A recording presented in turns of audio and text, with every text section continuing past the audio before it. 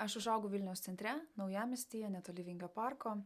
Ir kai buvau maža, didžiausias mano džiaugsmas būdavo eiti su mama pasisupti į tarybinių laikų atrakcionus, kurie veikdavo kiekvieną savaitgalį šiltuoju metų laiku Vingio parke. Tenais buvo dvi labai aukštai ratu išsupančios karuselės. Viena vadinosi Orbita, ji keldavo į didelį aukštį ir buvo gana intensyvi, bet ne per daug ir todėl buvo smagi ir man patiko, o kita labai nepatiko. Ji vadinosi Centrifuga ir jos sukimo intensyvumas buvo toks, kad net visą kūną prisegus diržais prie atraminės sienelės vis tiek buvo baisu, kad iškrisi. Ir žmonės dažnai iš jos išlipdavo stipriai supykinti ir praradę pusiausvyrą. Aš vaikystėje esu su ja supusis gal tik porą kartų ir nuo tada daugiau niekada nebesinorėjo. Tai, kas su mano gyvenimu vyko pastaruosius 6 metus, aš negaliu pavadinti niekaip kitaip, kaip pasivažinėjimas centrifuga.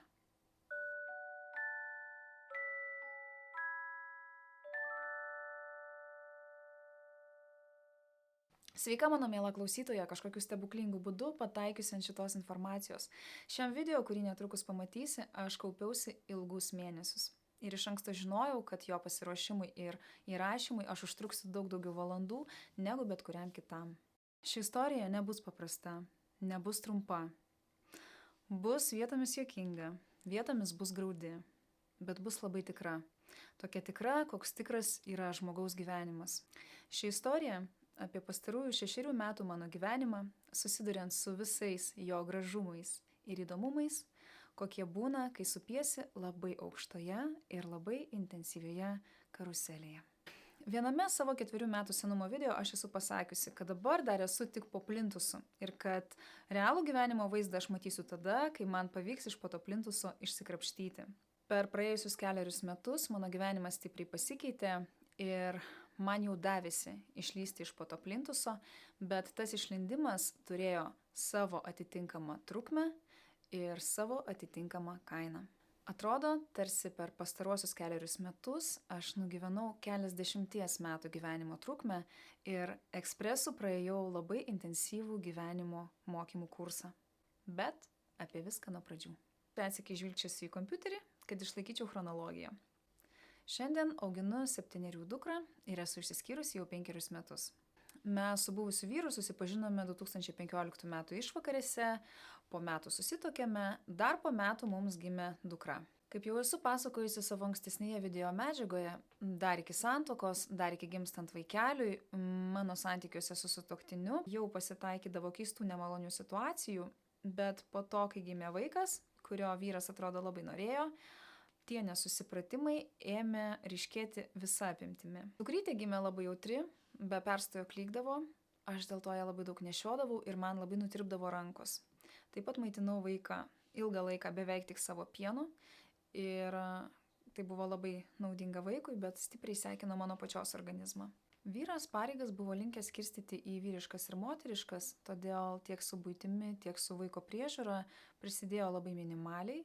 Ir didžiąją laiko dalį praleisdavo darbe, toliau sėkmingai investavo į savo karjerą, laisvu nuo darbo laikų tvarkė savo visus reikalus, kurių begalybė susikaupdavo ir nerodė jokio entuziazmo leisti laiko su šeima, nepaisant to, kad šeima buvo visai šviežiai sukurta, kūdikėlis buvo mažas ir nepaisant to, kad būtent pats vyras buvo tos šeimos iniciatorius ir iniciatorius susilaukti vaikų.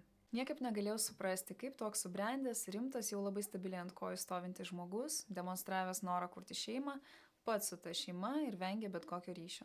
Tada dar nežinojau, ką iš tikrųjų reiškia terminai narcisizmas ir psichopatija. Tada dar nežinojau ir to, kad egzistuoja atskira kategorija jautrių žmonių, moksliškai klasifikuojamų kaip itin jautrus asmenys arba sutrumpintai IJA, kuriems priklauso 20% populiacijos ir kad aš įeinu į tą kategoriją, o taip pat ir mano dukrytė. Itin jautrus asmenys kitaip reaguoja į stresorius, į kasdienio gyvenimo dirgiklius tokius kaip triukšmas, šviesa, temperatūra, žmonių minia, jau nekalbant apie įtampą ir stresą santykiuose. Jautrieji labai greitai persistimuliuoja ir mums gyvybiškai būtinas įgūdis – tai išmokti gyventi tausojančiu režimu, kad per anksti pas angeliukus neišskristume. Itin jautriems asmenims dideli gyvenimo išbandymai gali būti ne šiaip sunkiai pakeliami, bet mirtini. Ir čia aš kalbu absoliučiai be jokio hiperbolizavimo. Jeigu tausojantis režimas mums nepasiekiamas, mes pradedame nykti akise. Kasdienės didelės nervų sistemos perkrovos, kurias aš gaudavau, padarė savo poveikį. Aš pradėjau gesti. Nuo žodžio gesimas ir nuo žodžio gedimas. Aš dariausi gyvas lavonas.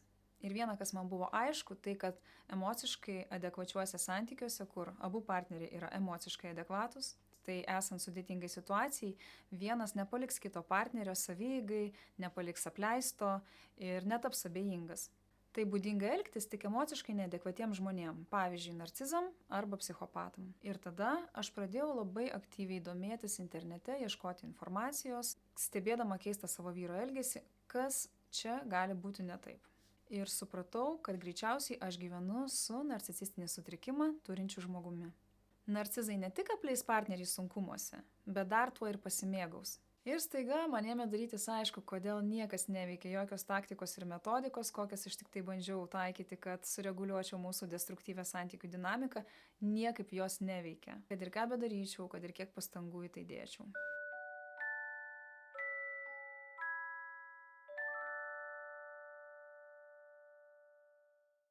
Įeidama į santykius, aš priklausiau krikščioniškam egregorui ir maldos praktika buvo neatsiejama mano kasdienybės dalis. Dievui aš prisiekiau gyventi su vyru iki gyvenimo galo. Baisiausia, kas man buvo, tai ne išsiskirti su vyru, o pasirinkimu išardyti šeimą, išduoti Dievą. Dėl to aš prieš priimdama šitą sprendimą labai daug laiko praleidau maldose, meditacijose, dvasinėse įvairiose praktikose. Aš gilinausi į save, aš labai stebėjau, analizavau aplinką, kas vyksta, kodėl taip vyksta. Ir vienu momentu aš supratau, kad gyvenimo galas gali ateiti gerokai anksčiau, negu aš planavau, kai žodinė vyro agresija ėmė darytis vis labiau atvira, kai jau nebeapsimetinėjo, kad yra pagarba, kad gerbia, ir kai yra žodinė nepagarba, tai vienas žingsnis iki fizinės agresijos. Ir aš supratau šitoje vietoje, kad toliau gyventi šitoje šeimoje man, ypač jau tapus mažo vaikučio mama, nebėra saugu. Kaip tik pradėjo tuo metu mažytė šliaužėdavo aplink mane, aš įglostydavau galvytę, melsdavausi ir va taip vat diena dienon, ėjo mėnesiai ir pagaliau aš vidumi priėmiau tą sprendimą išeiti iš šeimos. Kai išbėgau iš šeimos, aš dar maitinau krūtinę savo dukrą, jai buvo 1,5 metų, dar kūdikėlis, ir aš išėjau praktiškai be nieko į niekur. Be savo buto, be darbo, labai išsekusi, labai pasimetusi, labai išsigandusi ir neturėdama jokių materialių stabilių pagrindų. Gyvenau labai didelėje įtampoje, nes vaiko tėtis tiek fizinėmis, tiek psichologinėmis manipulacijomis, visais įmanomais būdais siekia išsaugoti savo kontrolę ir kuo toliau, tuo aršiau man taikė labai agresyvų spaudimą, kaip savo nuosavybei, kuri nuo jo pabėgo. Bijojau, kad gali kas nors nutikti man arba dukrai. Nuolat gaudavau žinutes su kokiais nors reikalavimais, ultimatumais. Vaiko tėtis siekia nepertraukiamo bendravimo, pasimatymų su vaiku tada, kada jam vienam patogu. Jeigu negaudavo galimybės, man būdavo grasinama išlaikymo nemokėjimu, padavimais į teismus, tuo, kad vaikas bus paimtas gyventi pas tėtį ir įvairiais kitais veiksmais, cituoju, nuo kurių visi kentėsim. Teko treniruoti kontrmanipuliacijos raumenį labai agresyvioje dinamikoje, patirti finansinį smurtą, emocinį smurtą, žodžiu, visą paletę tų dalykų, kuriuos patiria kiekviena moteris, išeidama iš santykių, kai nenorima jos paleisti geruoju. Šeimos nariams, kiek kokių turiu, aš pasisakiau, kad esu grėsmingoje situacijoje. Iš tikrųjų, desperatiškai bandžiau kreiptis į visą aplinką su savo padėties transliavimu, bet kaip dažnai būna, aplinka gyvena savo gyvenimą ir į svetimą šeimos krizę arba daug nesigilina, arba dažnai net nesureikšmina padėties rimtumo. Moteris paliekama savieigai. Ir tai dar ne blogiausias atvejis. Blogiausias atvejis yra tada, kai sutuoktinis dar papildomai užsiundo institucijas ant vaikų mamos. Patys matom, kokios tragedijos vyksta mūsų šeimose, visuomenėje, o dėmesys atkreipiamas tik tada, kai susilaukiama nebegrįžtamų pasekmių. Ir vien dėl šitos priežasties, kad visuomenėje mes stokojame kalbų apie šiuos dalykus, aš atvirauju su savo istorija. Aš kalbu už tūkstančius moterų, kurios nedrįs papasakoti istorijų ir kurios dažnai net išdrįsusios lieka neišgirstos, toliau gyvena baimėje ir iškreiptoje realybėje. Žodžiu, supratau tik tiek. Savo situacijoje aš esu viena pati ir kapanotis aš turiu pati. Ir kad ir kiek aš buvau išsekusi, aš supratau, kad jeigu aš noriu gyventi, aš turiu save traukti už plaukų aukštyn pati ir griebti šiaudo. Tai kadangi jokių šiaudų aplinkui aš nemačiau, tai tuo šiaudu tapau pati savo. Mano mama jau virš 20 metų gyvena užsienyje, tėtis užaugo be tėčio ir tų stabilių atramų šalia manęs tam momentui nebuvo. Vienintelis dalykas, kurį tuo metu turėjau ir kuris literaliai padėjo man nežūti, visom prasmėm nežūti, tai kad aš turėjau tam tikrą finansinę pagalvę, nes taip jau sutapo, kad tuo metu mano močiutė pardavė savo butą ir padovanojo man nedidelę dalį lėšų. Ir dėka šitų lėšų aš turėjau kur išeiti.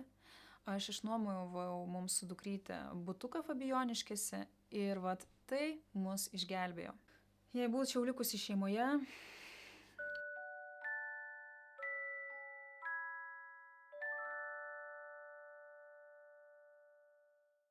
taigi išsinuomavau butuką, kreipiausi pagalbos į moterų krizių centrą, kreipiausi visur, kur tik galėjau kreiptis ir susiradau gerą advokatę, kuri padėjo paruošti skyrybų bendrų sutarimų sutartį. Ir paraleliai su sutuoktiniu diplomatiškai derinau taikias skyrybas. Ir 2019 metais teismas mus išskyrė bendrų sutarimų. Tame taške aš neturėjau jėgų galvoti apie nuosavo būsto įsigijimą, galvojau tik tai, kaip man nenudvėsti, kad vaikas turėtų mamą. Jėgų užteko tik tai ant pačių bazinių išgyvenimo veiksmų, kaip pasidaryti valgyti ir galbūt nusiprausti. Ant tiek buvo išsekimo lygis. Ir žinotina, kad su narcizais tas gniuždymo lygis po faktinio atsiskyrimo nepasibaigia. Priešingai, po skyrybų ugnis padidinama iki maksimumo, vadinama poskyrybiniu smurtu. Reikia būti pasiruošus praeiti pragarą. Labai daug jėgų atimdavo susirašinėjimai, nes vyko autonomijos atgavimo procesas, kuriam vyras aktyviai priešinosi. Svaršiau, kad bent truputėlį paauginsiu vaikelį, atsitiesiu ir galvosiu, ką daryti toliau. Atsigauti po krizių žmogui užtrunka. Nejautriam užtrunka, o jautriam tai gali pareikalauti daugybės metų. Bet atsigavinėti tiek laiko niekas nedavė. Nuomotojai pareiškė, kad į Lietuvą grįžta jų dukra, kuri yra teisėta buto savininkė, ir kad nuo šiol ji gyvens bute. Ir paprašė manęs išsikraustyti. Pagalvojau, tai taip išeina, kad dabar kasmet mane su mažu vaiku kiekvienas galės taip ir stumdyti iš buto į butą. Ir mano tas tuo metu toks stiprus autonomijos siekis, troškimas mane priverstinai stimuliavo pradėti galvoti apie savo nuosavybės įsigijimą. Savo asmeninės erdvės, iš kurios jau niekas kitas, joks žmogus manęs nebegalės išstumti. Jau darėsi aišku, kad vaikus auginti sostinėje yra keblu, kad provincijoje yra lengviau. Man labai trūko miškų, parkų, gryno oro, labai norėjosi daugiau laiko, norėjosi ramesnio tempo, norėjosi mažesnių kamščių ir mažesnių atstumų. Gyvenimas Vilniuje man jautėsi kaip bereikalingas didelių resursų švaistymas. Ir logika diktavo, kad jeigu jau aš likau situacijoje auginti mažą žmogų viena pati, o Vilniuje iš tikrųjų nebuvo tėvų, man niekas nepadėjo, vyras taip pat grįžo į savo ankstesnį viengungį gyvenimą ir aš supratau, kad apie ką aš turiu galvoti, tai apie mano ir vaiko sveikatą, kaip mums bus sveikiau, kaip mums bus geriau ir kad prie Vilniaus mūsų niekas neriša. Taip nusprendžiau persikelti į Druskininkus. Susiradau ten butą naujos statybos name, naujai įrengtą, kurį pradžiai nuomojausi, o vėliau jį nusipirkau su valstybės būsto parama jaunoms šeimoms. Gauti paskolą su subsidija man nuo idėjos iki pilnos realizacijos užtruko metus. Reikėjo sužaisti nemažai šachmatų partijų, kad aš, dar visai neseniai buvusi nulinėme savo taške, sugebėčiau per metus įsigyti būstą. Tuo metu dukrai nustatinėjo astmą, mes tyrėmės, važinėjom po ligoninės, ji dažnai dūsdavo. Ir kaip tik tada prasidėjo karantinas, aš dirbau iš namų, viena su labai nerimastinga trimetė, kuri zujo nuolatos aplinkui, nes darželiai tuo metu buvo uždaryti, vaikas negalėjo lankyti ugdymo įstaigos ir natūralu, kad labai persidirbdavau ir labai stipriai persistimuliuodavau.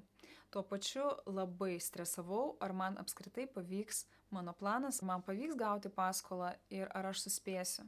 Skubėjau todėl, kad mane spaudė sąlyga, kad subsidijų išdavimui buvo taikoma amžiaus riba, o man kaip tik tais metais ta amžiaus riba ir suėjo. Ir tai buvo paskutinė galimybė sėsti į nuvažiuojantį traukinį.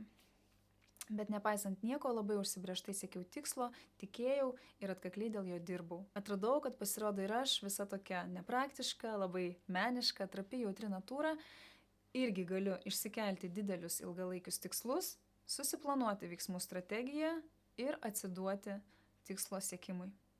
Mūsų socialinės integracijos procesas naujame mieste ėjosi gana komplikuotai, todėl kad buvo karantinas, mes buvom ką tik įvažiavę į naują miestą, kuriame nieko nepažinojom ir tame masinės izoliacijos ir ganėtinai didelės baimės fone visi vieni nuo kitų sėdėjo užsidarę savo kiautuose, gatvės buvo praktiškai tuščios ir mūsų dar ir namas buvo praktiškai tuščias, beveik neapgyvendintas, nes buvo neseniai įrengtas, beveik net nebuvo name kaimynų. O narcisistinis spaudimas pakeitus miestą, tai kaip buvo, taip ir liko. Vaiko tėtis atvykdavo pasimatyti su vaiku ir bendravimas tarp mūsų vyko labai įtemptai. Niekada nežinojau, kaip vaiko tėtis pasielgs, ko iš tėčio tikėtis, kokio elgesio. Būdavo atveju, kad negrąžindavo vaiko namo sutartą valandą ir hipotetiškai, jeigu kas nors tuo metu būtų atsitikę ar man, ar vaikui, aš net nežinočiau, į kurią pusę bėgti šauktis pagalbos. Ir tame fone aš patyriau, kas yra tikroji panika. Patyriau tokių būsenų, kurių jokiais žodžiais niekaip neįmanoma nupasakoti. Tuo gyvenimo laikotarpiu stresinis drebulys buvo viena dažniausių mano būklių.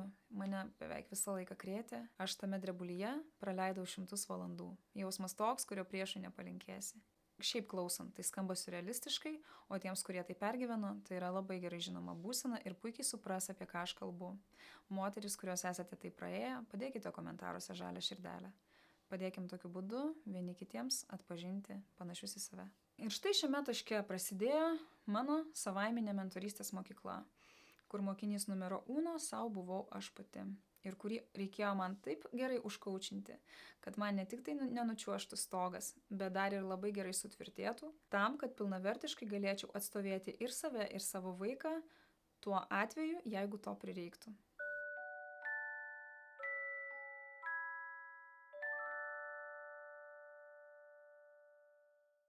Praėjus 11 mėnesių nuo pervažiavimo, aš sėkmingai realizavau išsikeltą tikslą. Aš nusipirkau butą.